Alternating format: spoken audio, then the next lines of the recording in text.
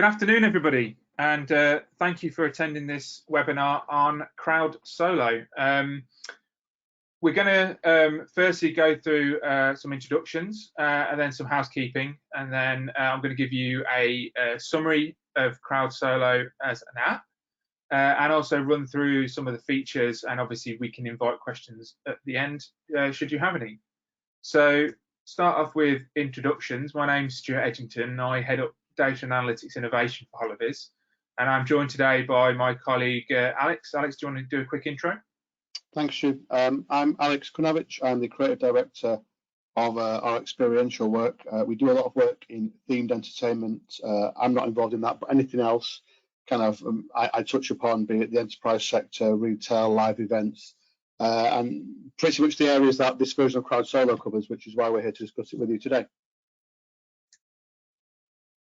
So as Stu said, we will be taking questions at the end. Please feel free to fire them in throughout the presentation. There's a panel on the right, and then we can just aggregate them and we will answer them at the end. If after the event you think of something that you wanted to ask and didn't, by all means, drop us an email. Our contact details will be on the end of this presentation. And also, you'll be sent a recording, which then obviously you can forward on to other people that maybe couldn't attend. So any questions either we'll answer at the end of the session or we can answer afterwards if you prefer talking directly to us one-to-one. So in terms of Holovis and who we are a company who have years of experience in themed entertainment and attractions, a lot of really immersive experience work, a lot of high-end software, a lot of high-end audio-visual work, park-wide apps, rides, immersive entertainment, and a lot of enterprise stuff as well. So you can see that on the screen there, a lot of work which has been done for consumers and for engineers and for salespeople and all sorts of stuff as well as some of the immersive stuff you see there. So Crowd Solo really came about as a solution initially for the theme park industry to help theme parks, attractions, family entertainment centres slowly get back on their feet and help them reopen. But there was so much of the qualities and the capabilities of this app that just transferred themselves over to different industries that it was a no-brainer for us to take it in another direction as well. It's the enterprise level, be it looking for retail, sports teams, live events and attractions, the workplace. We've already had lots of people reach out to us, so this is why we're here today to kind of, this app, I guess, is a culmination of 15 years' work of this company in terms of the expertise which has been put into it. Stu?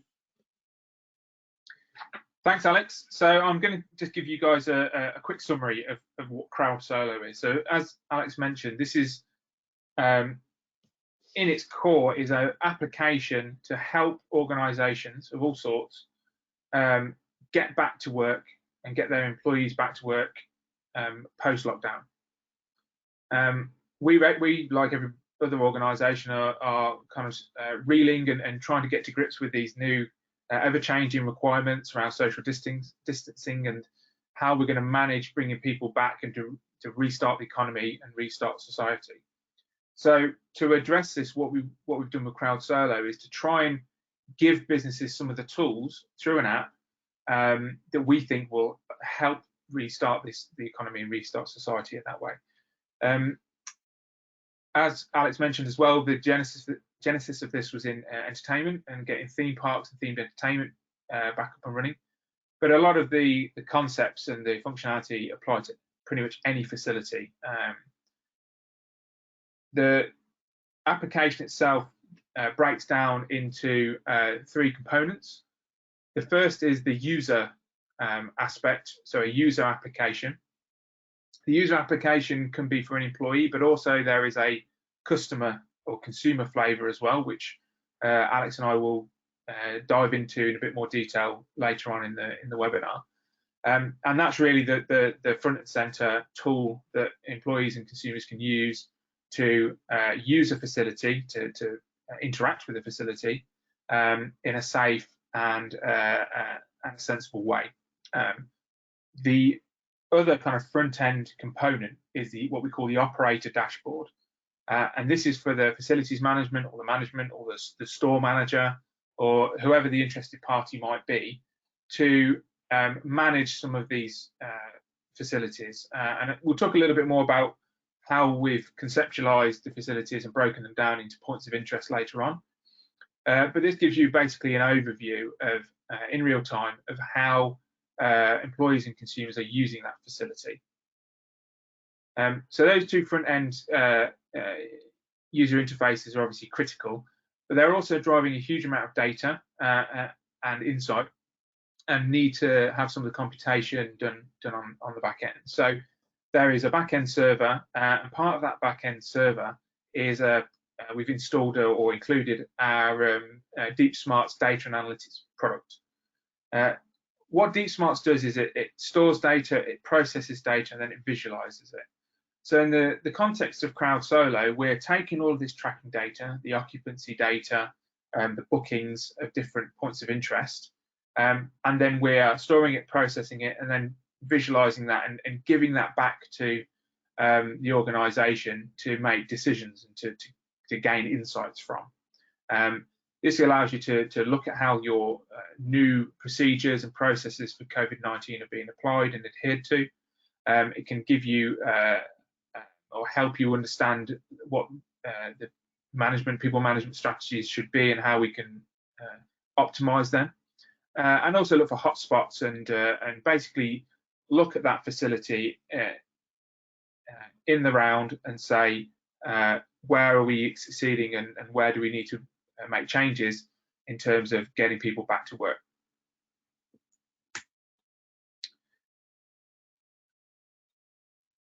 Over to you, Alex, for this section. Yeah. So in terms of who it's for, Stuart alluded to, it's the list is kind of endless, but it's anything that has a built environment. So when you're looking to control the flow of people and people want to book slots in certain areas of the facility, be it a market stall, a canteen, a meeting room, a production line. So factory is really, really important in order to keep safety and distancing. Retailers, we know, we've had a lot of conversations with people looking to open, be it a large shopping centre where you can book your spots, maybe at different shops at different times, or even a marketplace. Construction as well, where there's so many, people moving around, people coming and going on site. How do you control the flow? How do you know who's where, who's being safe? Warehousing, so many more people ordering online now. So again, it's organising these large buildings in terms of shifts starting and ending, people coming in and out of the warehouse, people going for breaks. How is this managed? How is the flows managed? How are you booking your time in and out of the warehouse?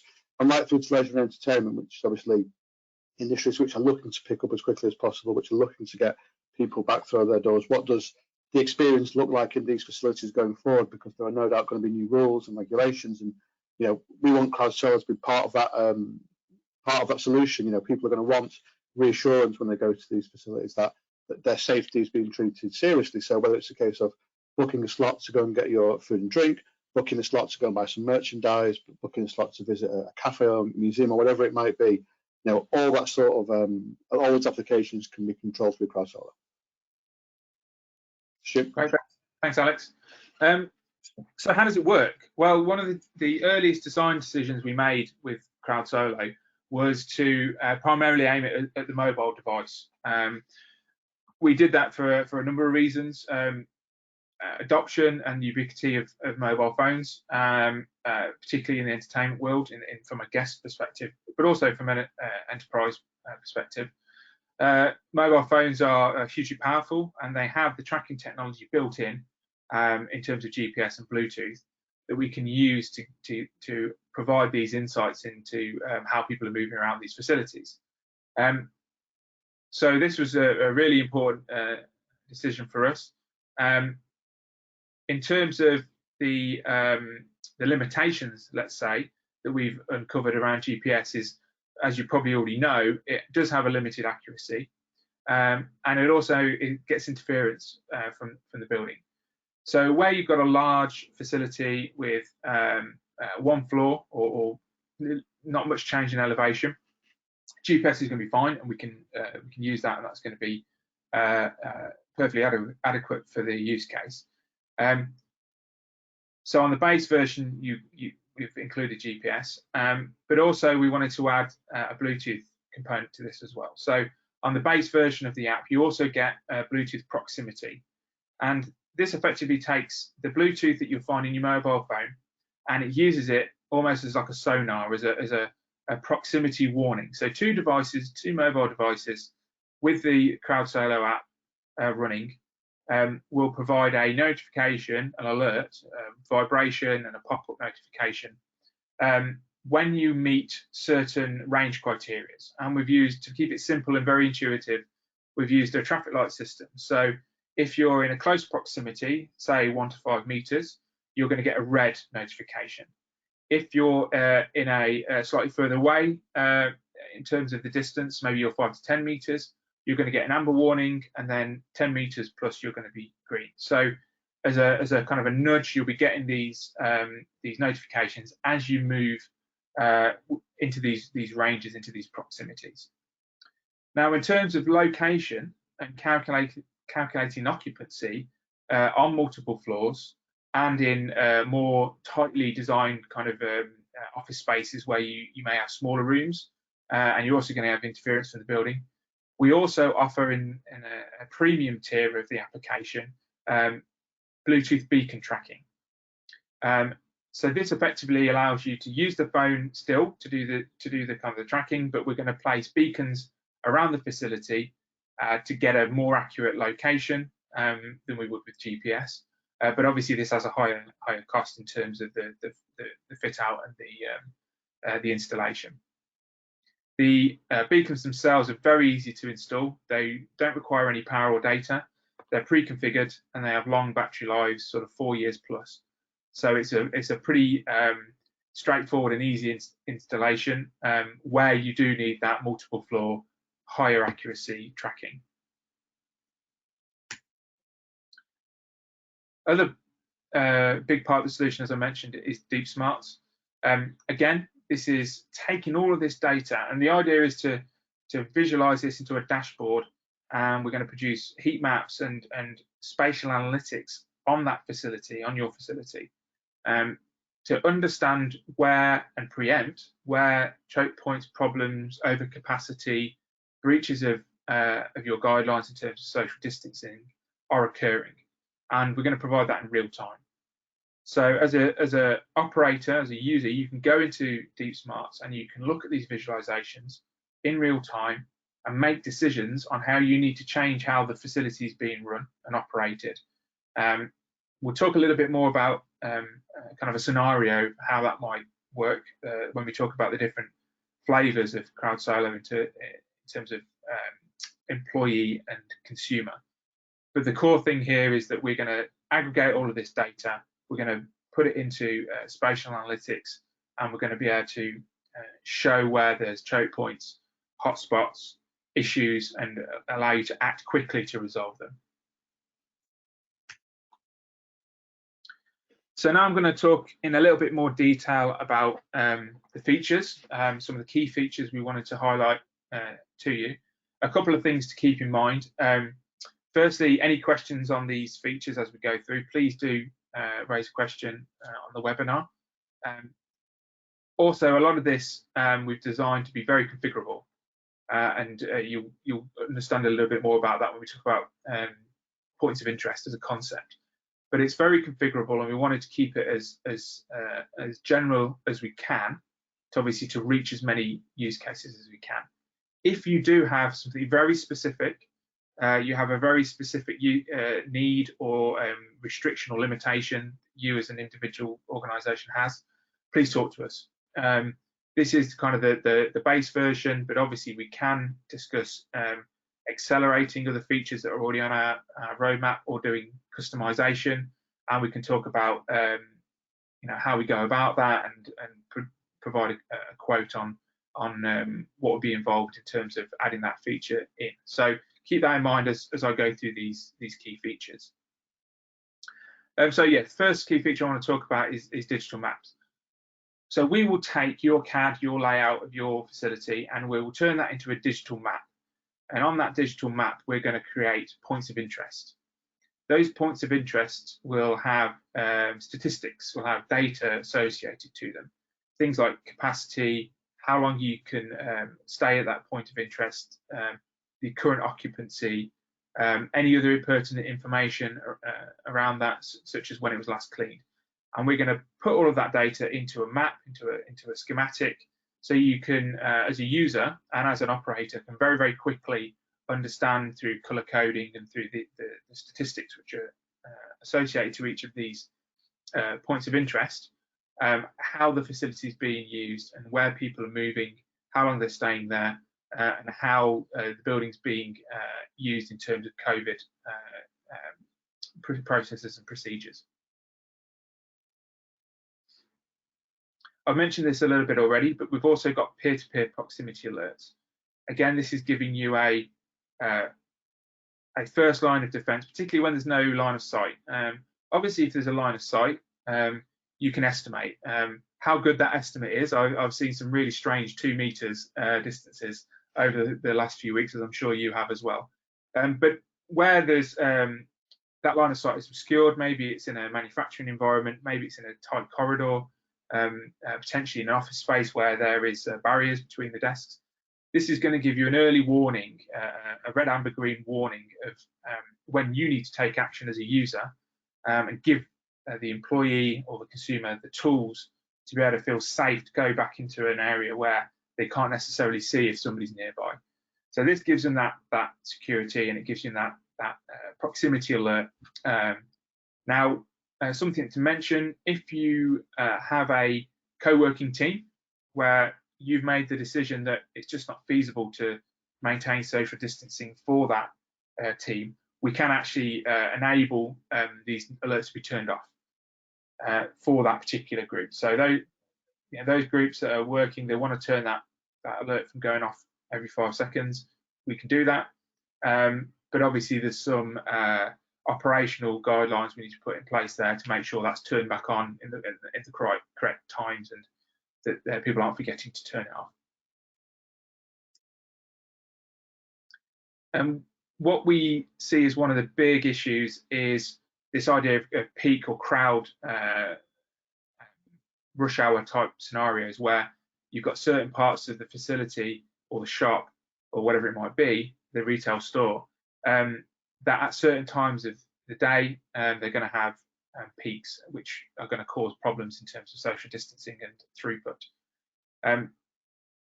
By creating these points of interest and by using Deep Smarts to analyse, we can actually understand where those peaks will be, and that then gives you the tools and the information to go and make some changes. And those changes could be staggering shifts, it could be redirecting people away from canteens, receptions, toilets, etc.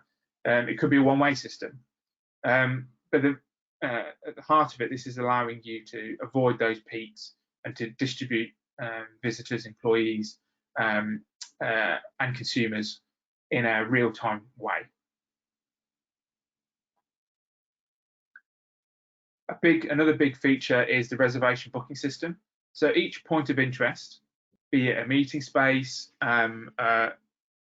boardroom, canteen, toilets, machinery, manufacturing cell, whatever we've conceptualized as a point of interest and mapped as a point of interest, we can set capacity, and we can set a limitation on how long you can actually stay in that point of interest. This then allows you to create reservations on those points of interest based on the capacity. So what this allows is us to control that capacity and also make that capacity right for the context of the point of interest. So, for example, a meeting room will have a certain number of people who can go in there, and if you try and book for more than that number, then it will stop you. If you try and book that meeting room for the whole day, but you have a restriction for 2 hours, it will do the same. So there's configuration for these points of interest that will restrict the reservation booking system. Some of these spaces, points of interest, you won't want a reservation system, but you can still see the occupancy in real time based on the tracking if you've taken the Bluetooth solution, which then enables people and employees to make a sensible decision on whether or not they are going to go to that location to go and get a sandwich or go to the toilet, whatever it might be. The reservation system is very flexible. Again, it can extend to entire shifts or entire parts of the facility. So it's very much down to the configuration the specific organisation and what the usage is of that facility. You can use this reservation system on your own, so as a single user, but we also have the ability to create groups. So if you're a team manager or a team leader and you need to book out a whole section for a number of people, we can also do that. So you can create a group, you can add people to a group, and then you can reserve or check them in to these points of interest as part of that reservation. Again, this all feeds into the capacity side to make sure that you're not putting 20 people into a meeting room where actually safely there can only be 10 people in the new normal of COVID social distancing. So another important feature is surface cleanliness. The operator dashboard will allow you to update the system to let it know when a point of interest has been cleaned and sanitised. And that information can be then given to employees and consumers so they can make a decision on whether they want to go to that area, but also allows the operator to keep on top of the new processes in terms of sanitisation and disinfecting different areas. This again is completely configurable based on the point of interest. Toilets and canteen might have a different regime than desks, for example. What it also allows you to do is configure that point of interest to trigger an alert, similar to the calendar reminder that you will get around the booking, advising the user that they should wash or sanitize their hands when entering that point of interest or potentially leaving that point of interest. So there's a audit use case here, a kind of a management use case, but there was also again this nudging of employees to make sure that they're keeping in line with the COVID regulations for your business and your organisation. There are obviously a lot of operational benefits, some I've touched on already. Deep Smarts is going to allow you to understand footfall in real time, both of employees and consumers. Obviously, this has direct benefits from a COVID perspective, because where people are, how long they're spending there, and how dispersed they are is really key information that we're going to need to get the economy going and to get people back into work. But beyond COVID, this information is really interesting, both from a consumer and an employee perspective. What areas of your facility are getting high use and which aren't? What times of day are they getting high use? And it really starts to uncover how people are using that built environment. And there's a lot of interesting changes and adaptations that can be made to improve the energy consumption, the operational costs, the satisfaction from the consumer, the work environment for the employee. So there's operational and business benefits beyond COVID around this tracking technology. A real key thing is it's real time. So you can go and see where these bottlenecks are happening in real time. We're still waiting for some real clarity on some of the guidelines that are going to come out in terms of getting people back to work. But we're pretty confident that being able to react very, very quickly and being able to show that you've acted very, very quickly to address any safeguarding issues or health and safety issues relating to COVID is going to be really important. So real-time review across all of the tracking metrics, whether it's location, occupancy, the bookings, the cleaning, all of these things can be reviewed in real time and acted upon. And again, leading on to that is this comparison review. So there are going to be different areas, geographical locations, and they're going to have varying levels of occupancy and use. And there's going to be some interesting information in there and insights in there to how people are using that, not just in location, but also in time frame.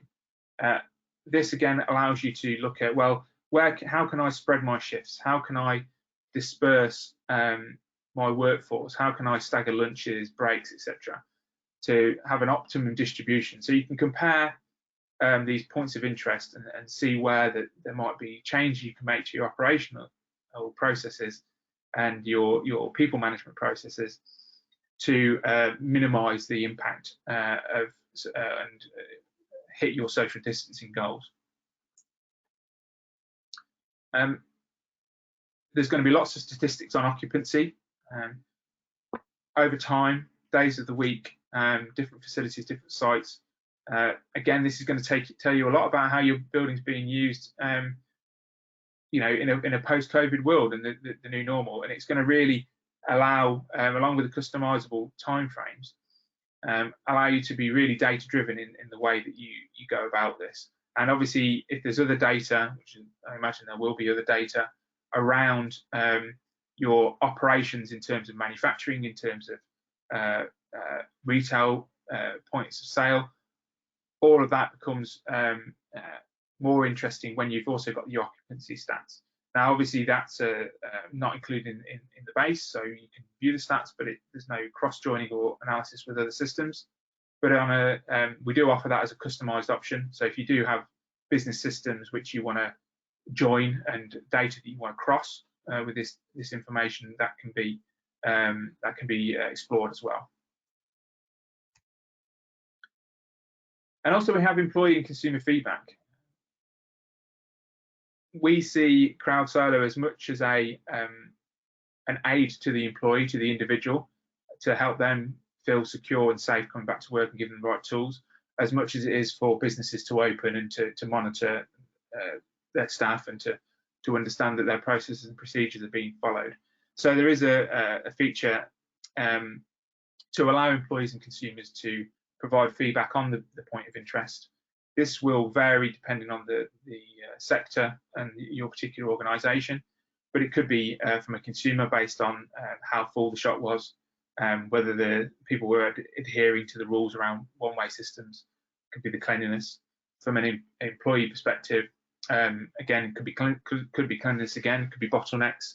It could also be, you know, I can't do my work at the moment because I can't get from A to B because of an occupancy or capacity issue, which then you can use anecdotally to change the way people are moving around a building. So there's some of the key features. Like I said, I mean, we can talk about that in more detail on a one-to-one if you want to get in touch. But now we're going to do a short kind of vignette look, you know, day in the life on the two flavours. Alex is going to kick off with consumer, and then I'll talk through kind of an employee view. So Alex, over to you. Thanks, Stu. Yeah, I'll give a couple of quick examples of how it might work. So let's say retail as an example, where there's a large shopping centre with multiple shops. So with theme parks, we've had a case where people have preferred it if only when customers within that geofenced area they can start booking rides, because what they don't want is people booking rides the night before and not going. So it might be that retailers want to do the same. So you arrive at a large shopping centre, you might even be a case of you want to book your time, your entry into the car park, and then once you're there, you can see a list of all these different shops, you know, how busy they are, where the slots are that are available, you know, so you can map out your day, plan your day, what shops you're going to hit. From the retailer's point of view, it gives them certainty around numbers in their shops, that there's no overcrowding, that they know what to expect, and obviously the journey of those people can be tracked, and also a case of booking certain time slots in shops, so there's no overstaying, so you'll get a reminder on your phone that your slot is coming to an end, and even worst case scenario, if somebody's still in the shop after that session has expired, is theoretically you are able to track them down physically and find out, you know, who that person is. So it's a way of mapping on your day shops. Maybe you want to go food and beverage. Maybe you want to. Maybe the place has got a cinema as well. Whatever it might be, you know, you can plan your day and also plan it around others. Maybe there's a shop you want to go to first, but you look and all the slots are booked up, but it looks really busy, so you're going to go there later instead. So it's a way of a place like that having certainty, and you having certainty, knowing that you're going to be able to get into those shops safely and securely. And then another one very quickly, Stu, is just an example of say a large football club whose stadium has 4 or 5 attractions. Maybe there's a tour, there's a cafe, a museum, whatever it might be, and the ability there So once you're within a certain range, you can book your slot in the gift shop, book your slot in the cafe. Maybe even the case of being able to order that food and collect it. Maybe you can even, I'm thinking out of the box here, being able to, order something from the shop if we're able to integrate in a larger app. So, it's that sort of possibility where in the past maybe we would go to a mall or somewhere like that and be a bit carefree about the shops we went to. And now I think when we go back to these experiences, it's going to be far more structured, and I think the consumer's going to want it that way, and retailers are also going to want it that way. So there is certainty around numbers and for safety. So those for me are 2 examples of what life might look for a consumer using this app. Stu? Brilliant, thanks, Alex. So in a similar vein, I'll kind of give a day in the life of an employee and how we envisage this being used. So I'm going to play the part of an employee who's coming into work for the first time, and I've been instructed by my employer to download Crowd Solo, and I've received new standard operating procedures and processes around how I'm going to use this. So I arrive at work, and the first thing I'm going to do is get the app out, and I'm going to select my place of work, the facility, from the app. Now, the app is geofenced, so it'll only allow me to do this once I'm within the geofence area. So I select my my place of work, and you know what, I've had a long drive. I want to go and get a coffee on my way to my place of work, onto my desk. So I bring up the map, and I can see all the points of interest in the facility. We've got the reception area, we've got the canteen, we've got etc. toilets, meeting rooms, and I can see actually that the reception and the canteen area is really near capacity. It's very clear to see. It's got a traffic light system, and it looks very busy. So I make the decision based on my new operating procedures. I'm going to avoid that, and I'm going to go straight to my desk. So as I'm moving towards my place of work, let's say I'm in a corridor or an obscured area, and my proximity alarm goes off. So I've got an amber alarm. So I'm pretty close to somebody, but I can't see them. So then that gives me that nudge, it gives me that confidence to either speak to that person, or to stop, or to redirect, or to take some action that's going to limit the chance of me breaking that social distance rule, and to obviously put myself at risk and others at risk. So that's great. I get to my desk, and I book in for the canteen for a later slot. I click on the point of interest, and I look for a slot, and I book myself in. Now I'm going to go down there, get my coffee, and that's grand. Now I have a meeting with my team later on, so I also need to book a meeting room, and I create a group. So I add the 15 people in my team, and I try and book a meeting room, and it doesn't let me book that meeting room because it's got 10 capacity, and that's the safe level that's been determined to fit into that room. But a bit later on in the day, there's another room which I can book, which has the capacity. I can check the insights on it. I can check the statistics on it. I can also check when it's last cleaned, and I can make sure that it's safe for me and my team to go there and to conduct our meeting. That's my day. Now, as an operator, we've learned a lot.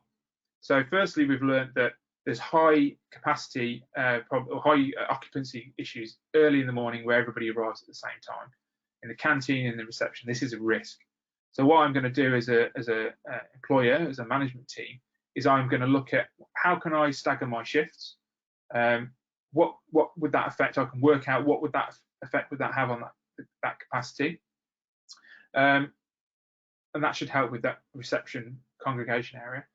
The canteen, I might want to make a different decision. I might want to change it from a compulsory reservation, so that it's only a click and collect, and I'm going to narrow or shorten, I should say, the period that you can stay and book a slot, because you're really just in there and out of there, and you go and eat at your desk. Alternatively, maybe there's another space, maybe there's an empty manufacturing or warehouse space, and I can take half of that capacity at that time and put it in that space. So you go into the canteen and order your food or your coffee, whatever it might be, but then you go to a different space that you can tell from the statistics through Deep Smarts and through the visualizations very intuitively that space is underutilized at that time in the day. So as a kind of a little vignette, a little example of how Crowd Solo and Deep Smarts and the analytics can be combined to make people, make employees feel safer, and make informed decisions when they come back to work. To make sure that as an employer or as a retail management, that you are ensuring that you've put the right steps in your narrowing capacity, controlling capacity in the right way.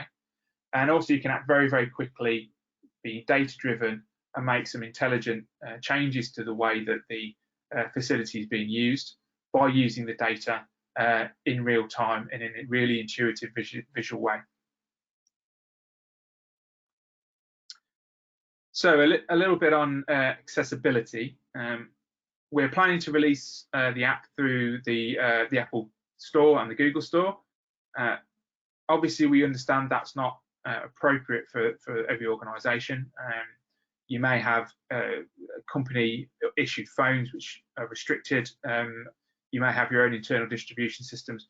We can look to accommodate that. Obviously, if there's a huge amount of development work or configuration work involved with that, then we'd have to look at that on a customised basis and quote for that separately. But it's definitely something we can support, and we'll just treat that on a case-by-case basis and a one-to-one basis, depending on your use case. So that brings us to the end of the presentation, and I'd just like to invite some questions.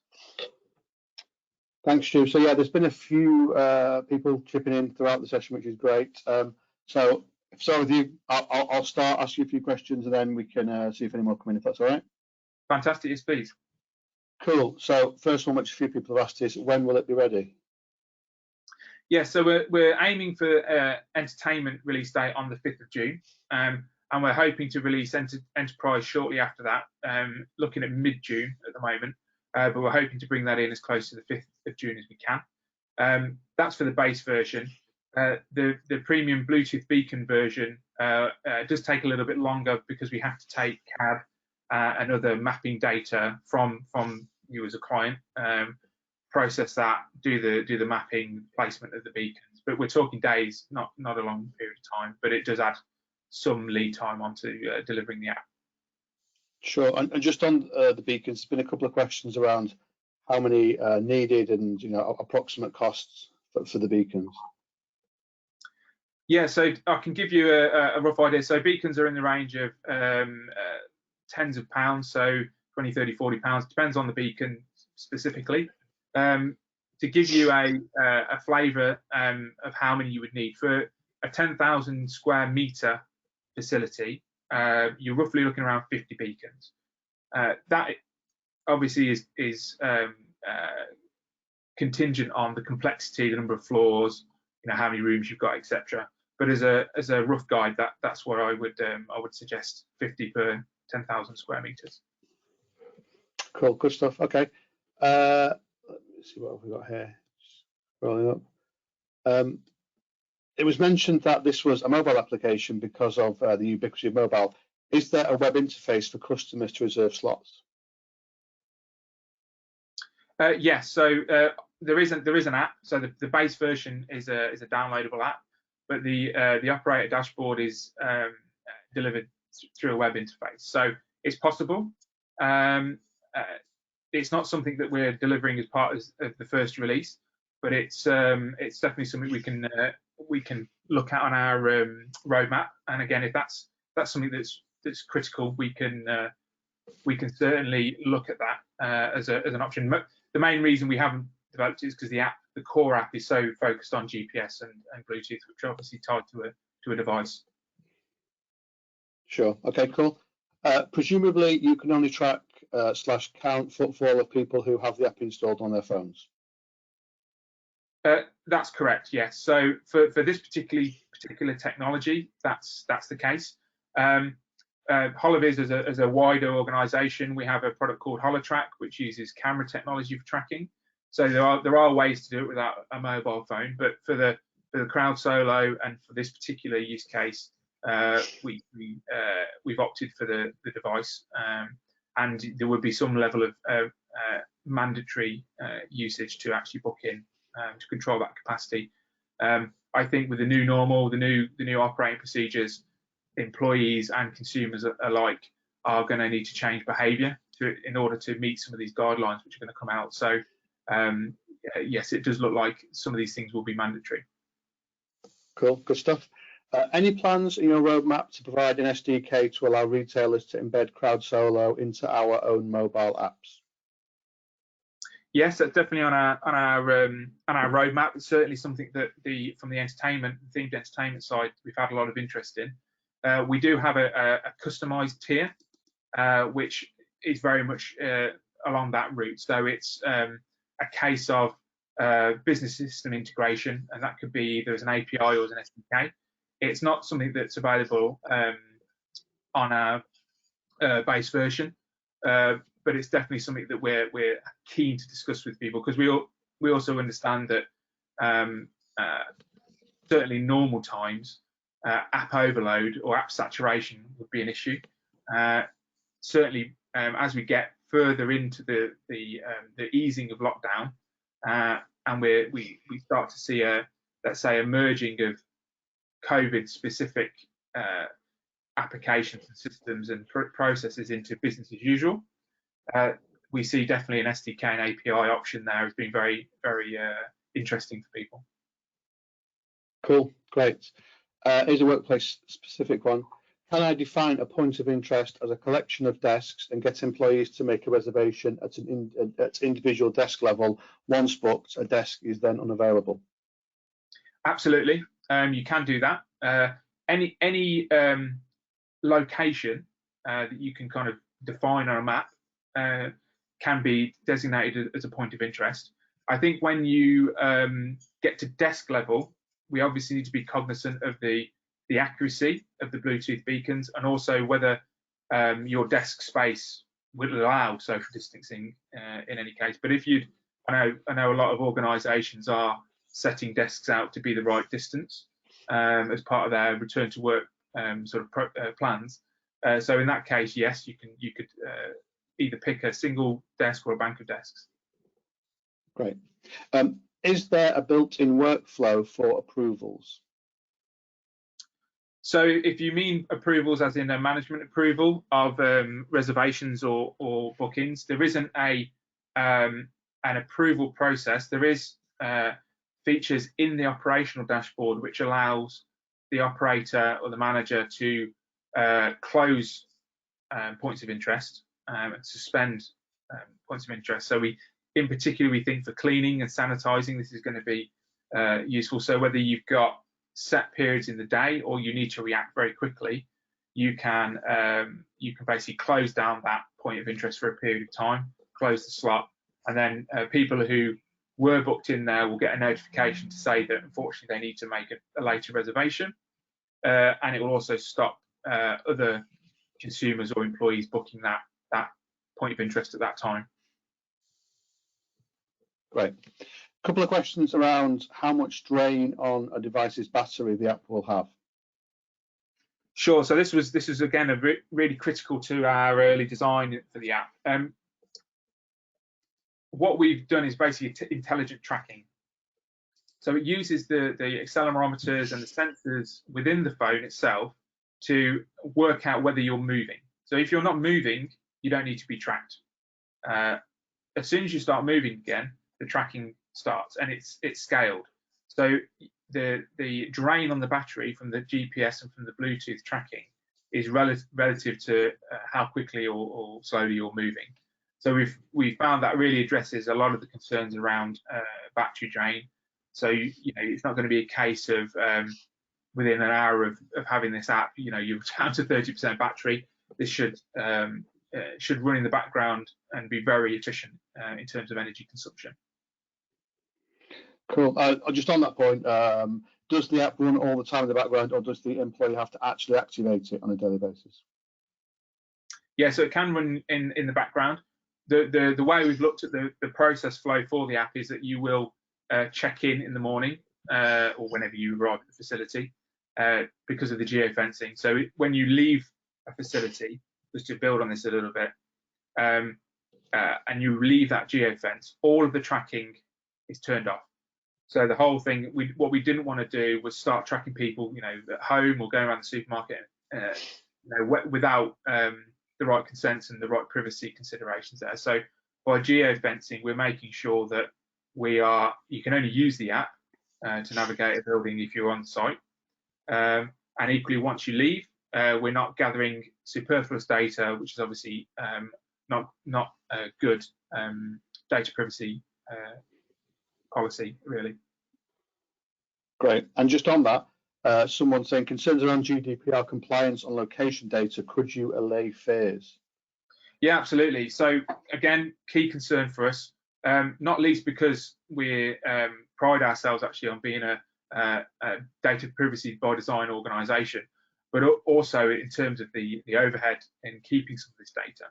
So what we've done is for the GPS and for the Bluetooth proximity is all of the location triangulation processing is done on the phone.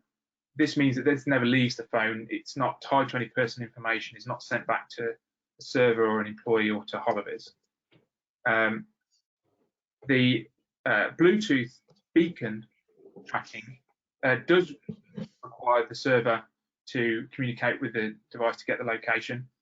But again, we've completely anonymized that information. So there's no PIIs, no personal identifiable information that can be attached to this location. So all of the GPS, all of the Bluetooth data that's going back to the server to be analysed is all anonymised. So we know it was a person, we don't know which person.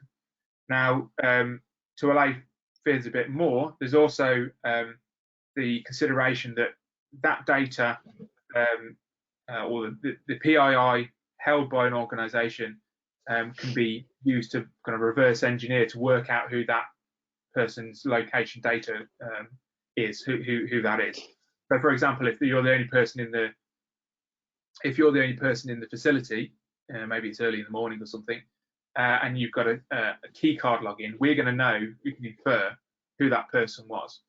Again, if this is something we need to address, if this is going to be a likely scenario, we can actually do automatic aggregation of the data.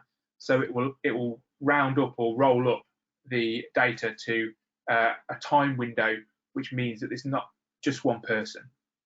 So what we're trying to do there is make sure that there's more than one person in that aggregated bit of data, so that it can't be inferred from other information that that person is Stuart Edgington.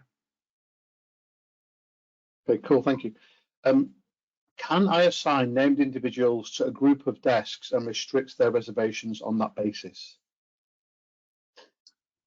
Yeah, so if we want to go down the personal identifiable route, so we want to link the accounts to people, we can do that. What we need to do, obviously, is work with you and make sure we're in line with your interpretation and implementation of GDPR. All organisations now have, or should have, policies in place, and we will adapt where we can, changing privacy notices, etc., to meet that. If there's significant development work to meet that, maybe you've got some, pretty tight regulations, or you have some other technical requirement in linking and meeting your policies, then we can certainly talk about that and quote. So on the specific functionality, if we have that individual, we can look at customizing the solution of the app to make sure that only certain people can book that particular area.